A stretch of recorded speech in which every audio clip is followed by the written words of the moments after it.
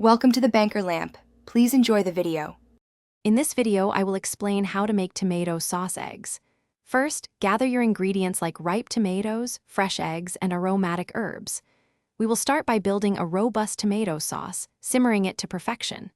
Then, we'll gently crack eggs directly into the sauce, allowing them to cook until the whites are set and the yolks are still runny. Finally, we'll discuss how to garnish and serve this comforting dish, perfect for any meal of the day. To begin, heat 2 tablespoons of olive oil in a large skillet over medium heat.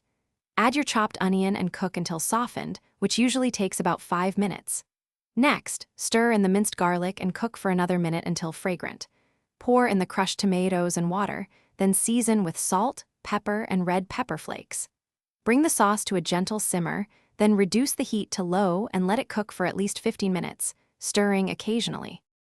Once your tomato sauce has simmered and developed its rich flavor, it's time to add the eggs. Using the back of a spoon, create small indentations or wells in the sauce, spaced evenly apart. Carefully crack 1 egg into each well, being gentle to keep the yolks intact.